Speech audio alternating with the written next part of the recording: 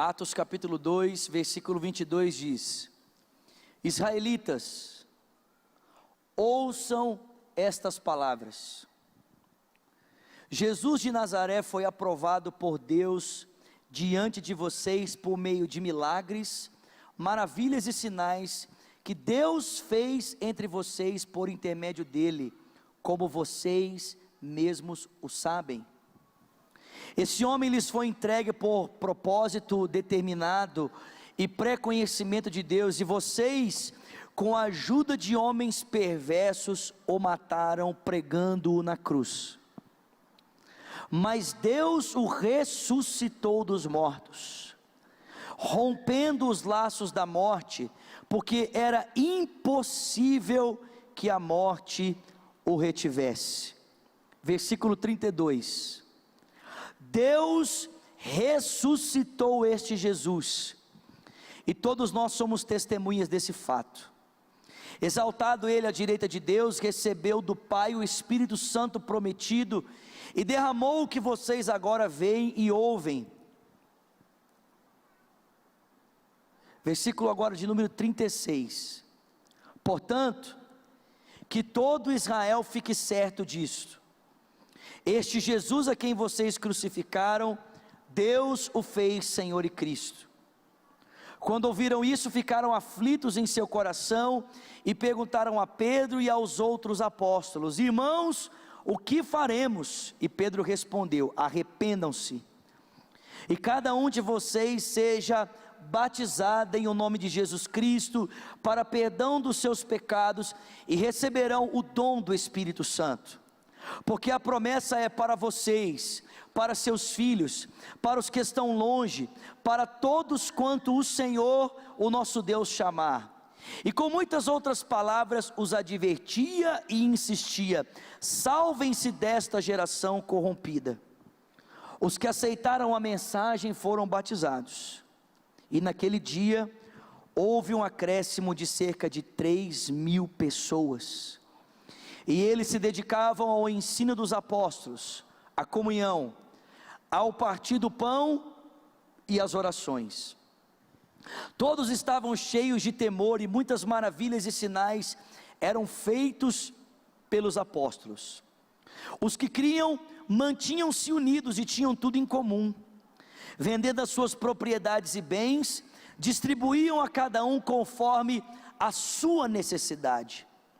Todos os dias continuavam a reunir-se no pátio do templo, partiam o pão em suas casas e juntos participavam das refeições, com alegria e sinceridade de coração, louvando a Deus e tendo a simpatia de todo o povo. E o Senhor lhes acrescentava diariamente os que iam sendo salvos. Senhor, essa é a tua palavra. Suplicamos que o Senhor fale conosco nesta noite, em o nome de Jesus, e quem crê diga. Irmãos, a igreja do Senhor Jesus é uma igreja linda, amém? Amém, queridos? Você pode dizer isso para quem está do seu lado? A igreja de Jesus é uma igreja linda.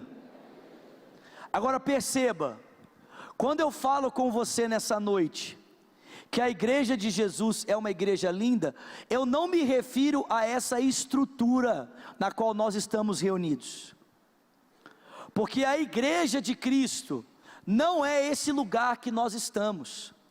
A igreja de Cristo é a soma de todos aqueles que são lavados e remidos no sangue de Jesus. Eu sou a igreja, você é a igreja, amém? Amém, queridos? Nós somos a igreja de Cristo. Esse é apenas o local em que nós nos reunimos. A gente nunca deveria falar: eu estou indo para a igreja, porque esse lugar não é a igreja. A igreja é um organismo vivo, irmãos. A igreja é o corpo por meio do qual o Filho de Deus, pela ação do seu Espírito, está se manifestando na história. Você pode dizer glória a Deus? E talvez você possa pensar assim: pastor, ok, então eu sou igreja, e o senhor está dizendo que a igreja é linda. Mas como é que a igreja pode ser linda se esse camarada que está do meu lado é igreja? Esse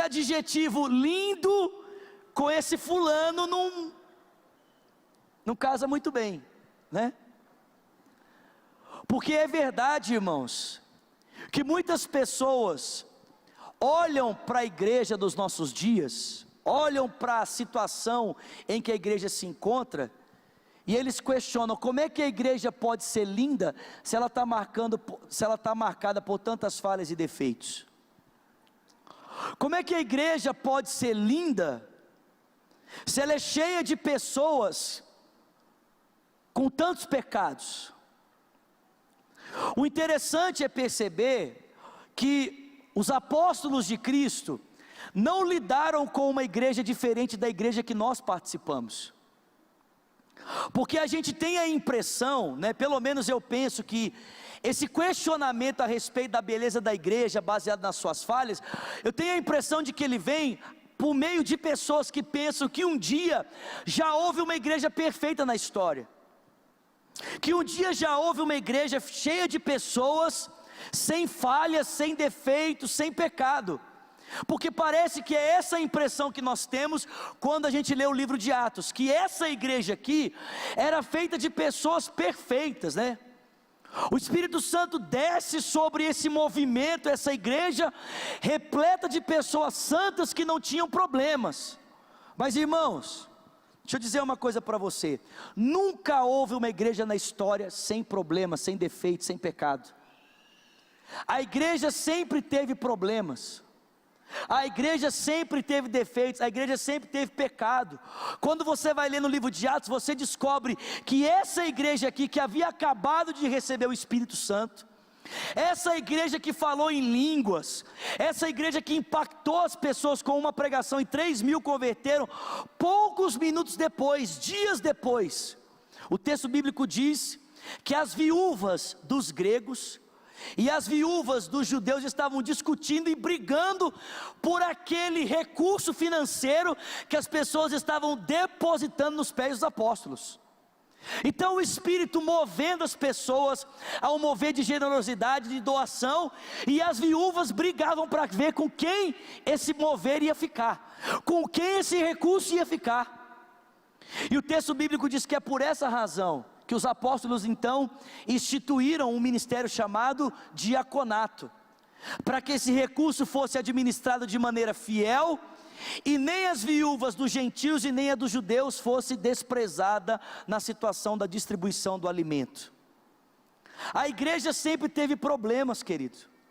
A igreja para a qual Paulo escrevia, para a qual Pedro escrevia, para a qual João escrevia, para a qual Tiago escrevia, eram igrejas marcadas por problemas.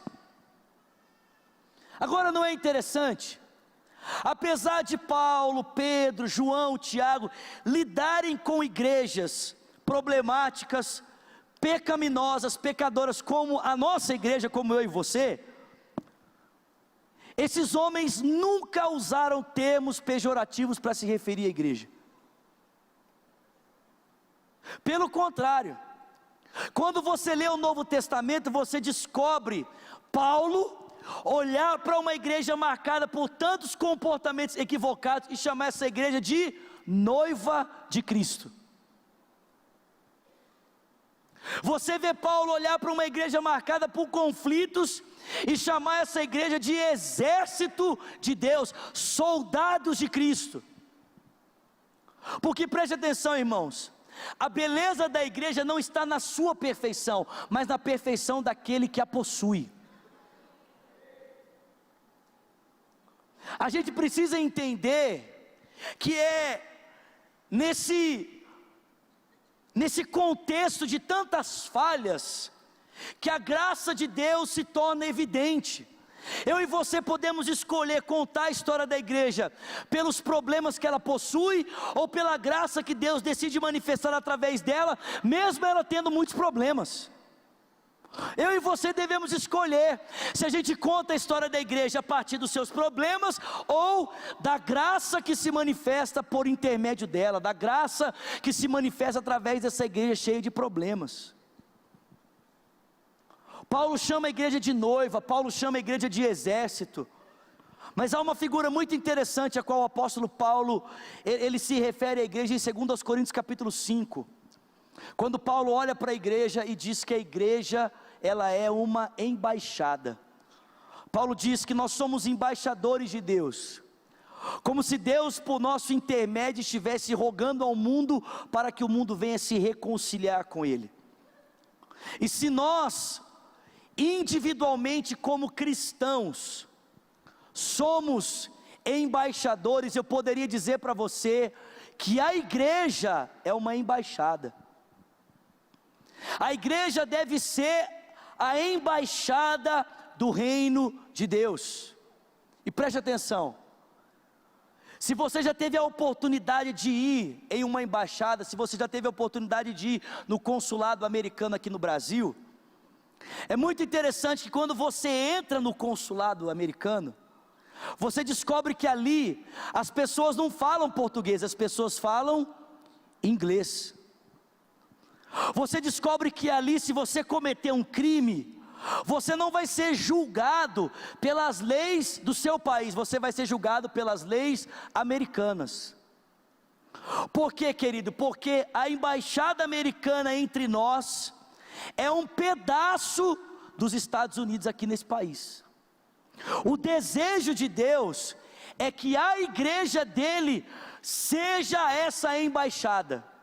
O desejo de Deus é que a igreja, na maneira como vive, na maneira como se expressa, seja nesse tempo um retrato profético do que Deus fará quando o Filho dele voltar para estabelecer o seu reino.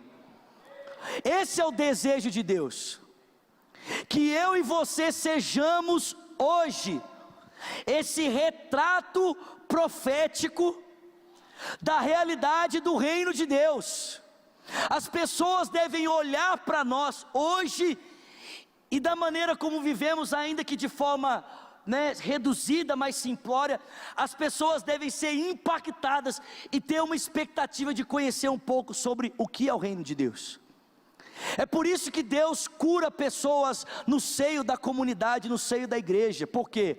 Porque Deus pretende mostrar essa realidade do reino que virá.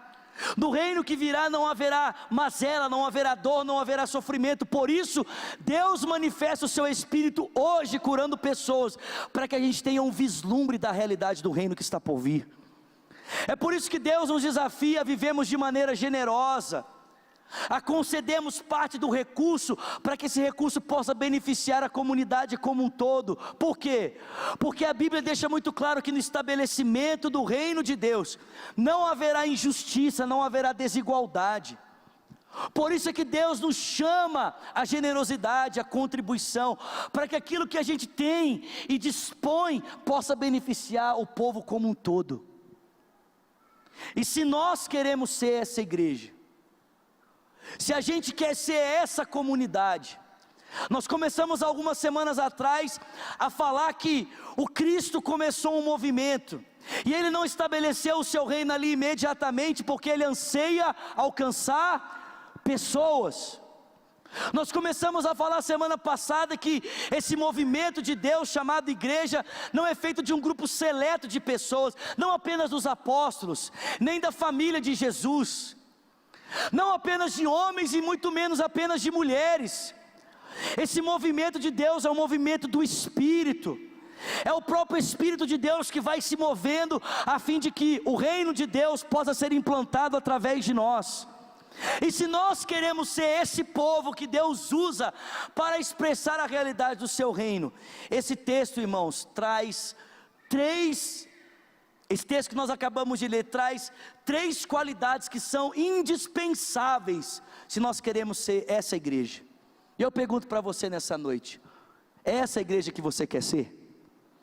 Não vou nem perguntar se essa é a igreja que você quer fazer parte.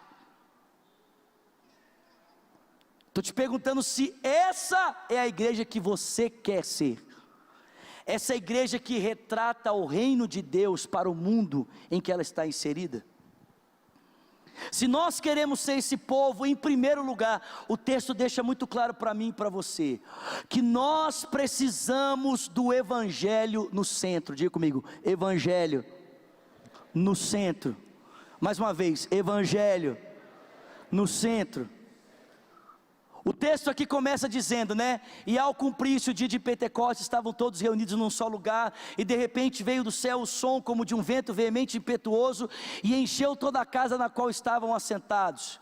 E foram vistas línguas repartidas como que de fogo, os quais pousou sobre cada um deles.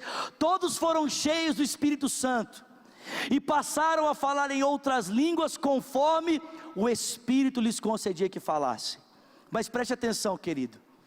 Esse envio do Espírito, essa descida do Espírito em Pentecostes, ela vem por um propósito, e parece que é exatamente isso que Pedro quer nos comunicar aqui por meio das suas palavras. Quando aqueles homens são interrogados por estarem cheios de vinho, o texto bíblico diz que Pedro se levanta e diz: gente, nós não estamos cheios de vinho, são 9 horas da manhã, o que está acontecendo é que fomos cheios do Espírito Santo.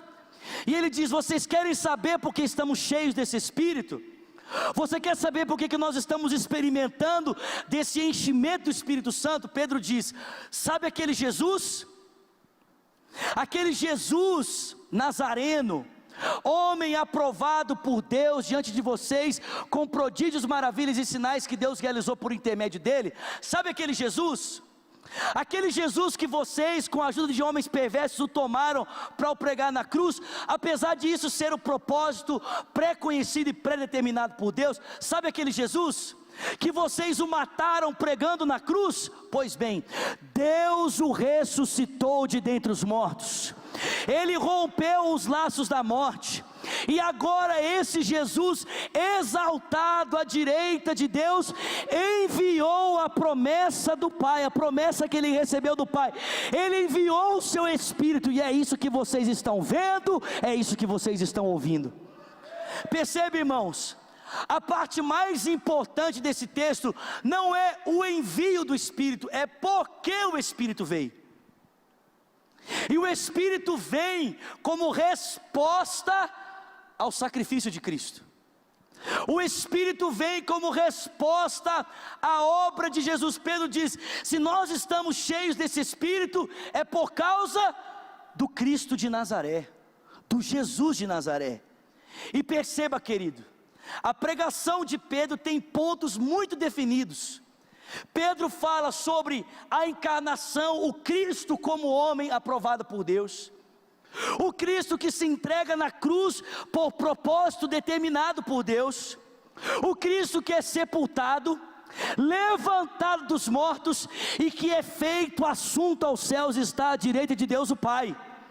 E eu poderia ousar para os irmãos e completar a pregação de Pedro dizendo que esse Jesus vai voltar para julgar os vivos e os mortos.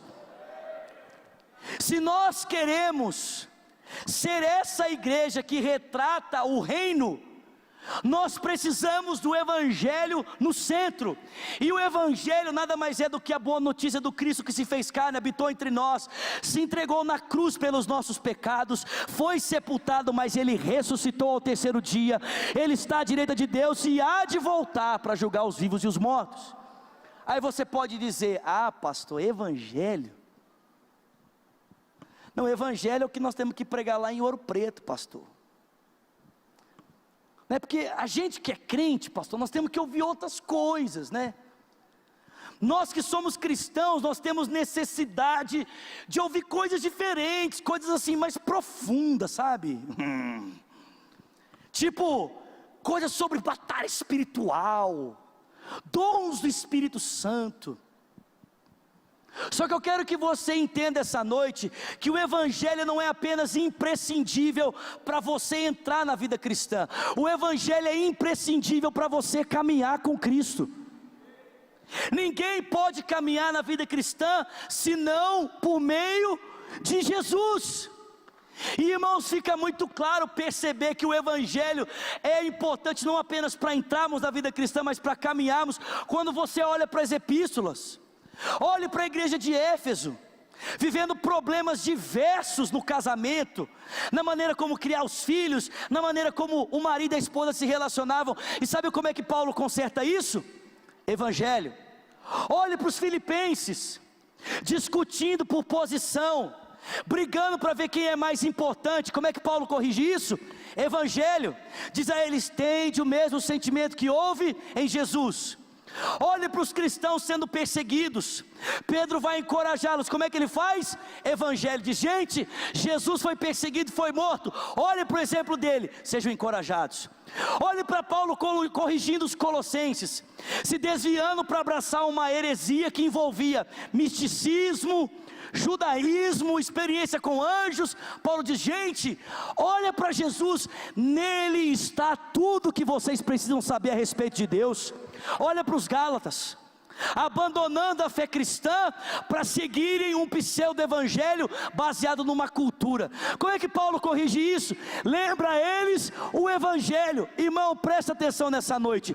Se eu e você queremos de fato manifestar o caráter do reino de Deus sendo igreja, nós precisamos do evangelho no centro.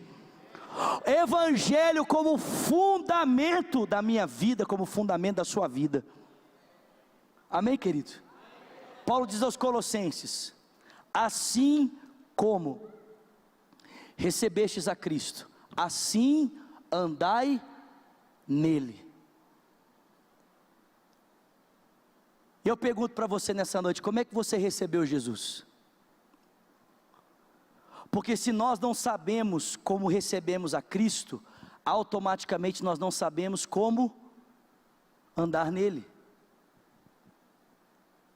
E a gente recebe Cristo, irmãos, pela graça, mediante a fé. E é essa mesma graça que nós recebemos, que é a graça que nos capacita para ser o que nós não podemos ser na força do nosso braço. Evangelho no centro. Amém, queridos? Segundo, se nós queremos ser essa igreja, não fazer parte, mas ser essa igreja. Segundo, nós precisamos de algo que eu tenho chamado de cultura da graça. Diga para o seu irmão: cultura da graça. Diga para uma outra pessoa: cultura da graça. Agora preste atenção, não confunda cultura pop com cultura da graça. Uma coisa é cultura pop, outra coisa é cultura da graça. Tem muita gente pensando que ser igreja é ter um auditório bonito como esse, uma iluminação bacana, uma banda boa, música boa, um pregador legal falando uns negócios bacana, bater foto e postar no Instagram. Tem gente que pensa que é isso que é ser igreja. Gente, isso é cultura pop. Nós até podemos, preste atenção, nós até podemos divulgar a cultura da graça por meio da cultura pop, mas uma coisa é totalmente diferente da outra. Eu não sei se vocês já ouviram, mas tem um pregador na internet, eu gosto muito dele, o Paulo Júnior. Não o do chicote estrala, o que é mais gordinho da Sal da Terra. E o Paulo Júnior, um dia questionado sobre essa questão da cultura da graça, né? Avivamento. E ele falou assim: gente, se barulho, amontoado de gente, foto no Instagram, histerismo é avivamento, é movimento de Deus, então Luan Santana é movimento de Deus. Porque no show do Luan Santana tem um monte de gente junta, gritando, banda boa, luz legal, e todo mundo sai de lá com um monte de foto para postar na rede social. Se isso é avivamento, se isso é um movimento de Deus, então, irmãos, o que o pessoal faz aí em show secular é movimento de Deus. O que eu quero que você perceba é que o texto descreve para nós o que é essa cultura da graça. E da perspectiva do texto, a cultura da graça, irmãos, tem muito mais a ver com a vida comum de Jesus, que nós partilhamos para além da celebração. Cultura da graça tem muito mais a ver, preste atenção, com sentar na mesa para compartilhar a vida de Cristo com uma outra pessoa, do que ficar ouvindo alguém falar de Cristo para mim. E sabe por que eu posso falar isso para você aqui nessa noite? Porque há 10 meses atrás, Deus explodiu isso na minha vida, quando Ele me levou para pastorear uma igreja. Quando Deus me levou há 10 meses atrás para pastorear ali no Jardim Paquetá, irmãos, Deus explodiu isso na minha vida. Escuta aqui, eu vou falar isso aqui para minha vergonha. Eu lembro que na primeira semana que eu assumi o pastoreio da igreja lá, um dos nossos irmãos ficou doente, e eu fui visitá-lo no hospital. Ele se chama Rod Wilson, teve um problema de pancreatite, e eu fui visitá-lo no hospital, aqui no Hospital Belo Horizonte. E quando eu entrei ali no hospital, quando eu entrei lá, eu olhei para um lado, olhei para o outro, olhei para cima, eu olhei para dentro de mim e eu falei assim: Deus, me perdoa. Falei: Deus, me perdoa, porque eu não sei qual foi a última vez que eu entrei no hospital propositalmente para visitar um irmão da igreja.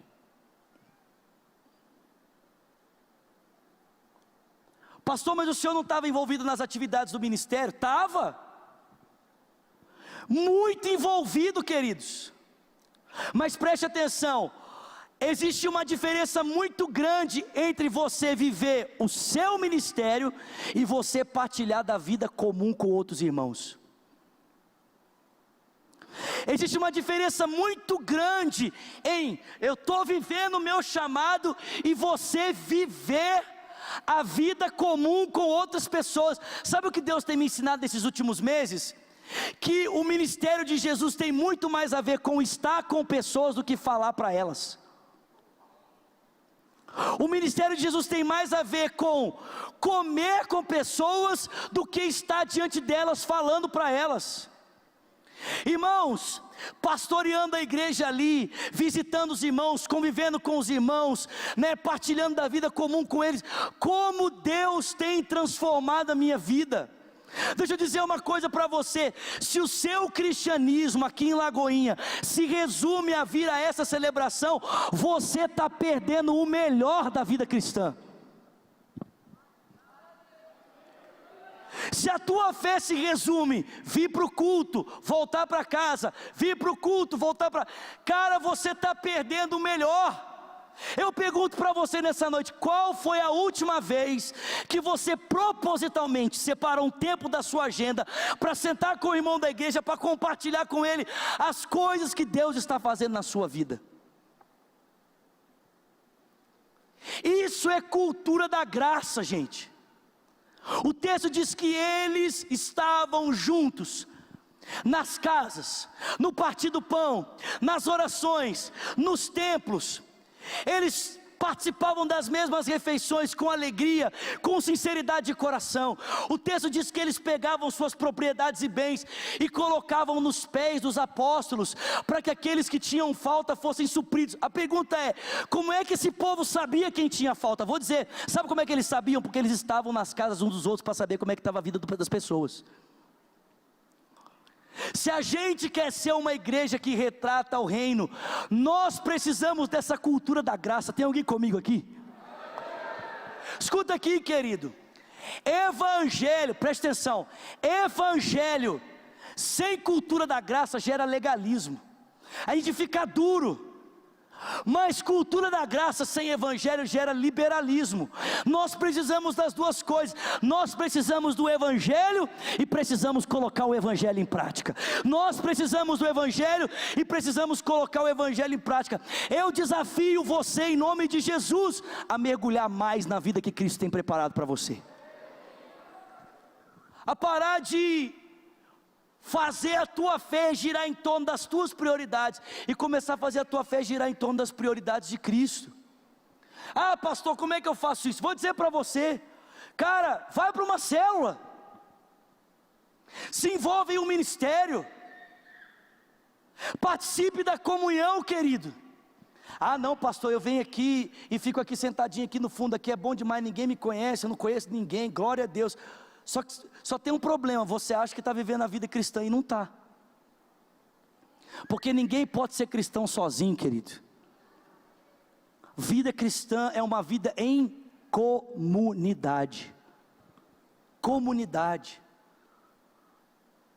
Constantemente agora, toda semana, eu estou na casa das pessoas, sentando com elas, almoçando com elas, comendo com elas, participando, compartilhando as coisas de Jesus, chorando, sentindo a dor dessas pessoas. Irmãos, é totalmente diferente. Tem alguém comigo aqui? Evangelho no centro. Segundo, cultura da graça. Terceiro, nós precisamos do poder do Espírito Santo. Porque sem o poder do Espírito Santo, irmãos, nós não podemos viver isso aqui. Sem o poder do Espírito de Deus, é impossível vivermos essa realidade. Evangelho no centro e cultura de graça não é fruto apenas da nossa dedicação, é algo que o Espírito Santo gera através de nós. Eu termino dizendo algo para você aqui essa noite. Você já deve ter lido Gálatas capítulo 5, quando o apóstolo Paulo fala, né? Andai no Espírito e jamais satisfareis as concupiscências da carne, porque a carne milita contra o Espírito, e o Espírito milita contra a carne. Eles são opostos, né, entre si.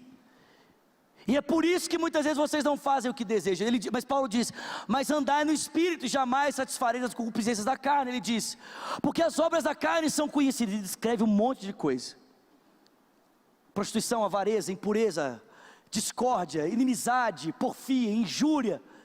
E ele diz, eu advirto vocês, que aqueles que experimentam dessas coisas, praticam essas coisas, não vão herdar o reino de Deus e nem o reino de Cristo. Ele diz, mas o fruto do Espírito é amor, alegria, paz, a longanimidade, a benignidade, a fé, a mansidão, o domínio próprio, e contra essas coisas não existe lei.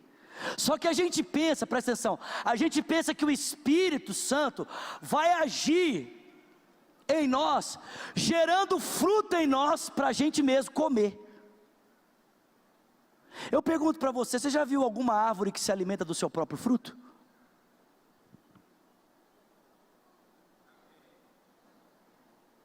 Você já viu árvore que ela mesma come o fruto que ela produz? Presta atenção, querido, o Espírito Santo quer agir em mim e em você, para que a gente seja resposta para alguém que está precisando de se alimentar de amor.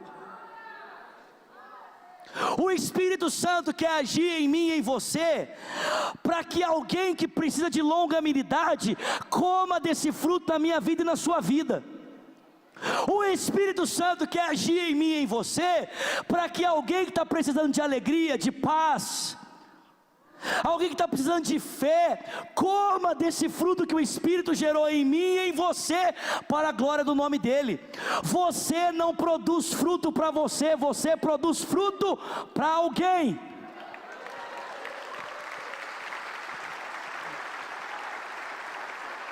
O Espírito quer agir em nós. Esse Espírito quer provocar essa vida de Jesus em nós. Para quê, pastor? Simples, para que outras pessoas possam se alimentar do que Ele está fazendo na nossa vida. Não é isso que aconteceu aqui em Atos? A Bíblia diz que o pessoal começou a ver a maneira como a igreja vivia, a maneira como a igreja, né? E o texto bíblico diz que ao contemplarem aquele estilo de vida diferente da parte daquelas pessoas, a Bíblia diz que as pessoas eram tão impactadas que o Senhor ia acrescentando diariamente os que iam sendo salvos. Eu não sei você, meu irmão, eu quero ser essa igreja. Mais alguém aqui? Eu quero ser essa igreja que para de frutificar, né? Que para de pensar assim, eu vou frutificar para mim, eu preciso do fruto, eu preciso de amor, eu preciso de paciência. Pois bem, irmão, tem uma triste notícia para você: essa paciência que você precisa não está em você, ela está no irmão que está do seu lado. É Ele que vai produzir esse fruto da parte do Espírito, para que você seja alimentado e você possa passar a viver de maneira diferente.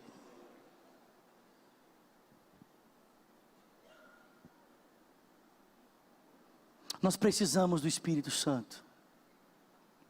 que esse Espírito faça a obra de Deus em nós. Amém, querido? Fica de pé no seu lugar.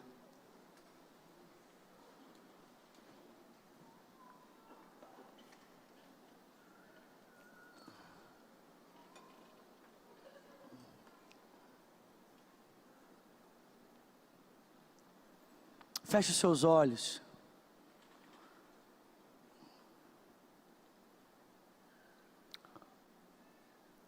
Feche os seus olhos, por favor. Coloque as suas duas mãos sobre o seu coração.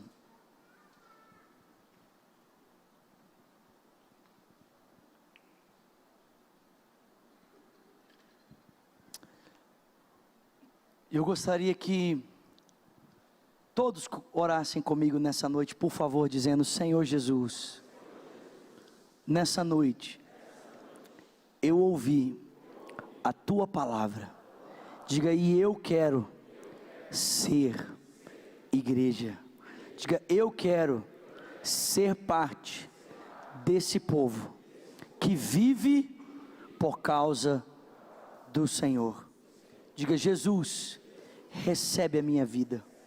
Diga: eu confesso, Tu és o único Senhor, o único Salvador. Ore também dizendo: e eu, Jesus, que um dia andei contigo, mas eu me desviei. Diga: nessa noite, arrependido, eu volto na certeza de que o Senhor me recebe. Fique com seus olhos fechados, por favor, suas mãos sobre o seu coração. Talvez você esteja aqui nessa noite dizendo: ah, pastor, eu quero Jesus, mas não quero nada com igreja. Deixa eu dizer uma coisa para você: não tem como você ter Jesus sem ter a igreja.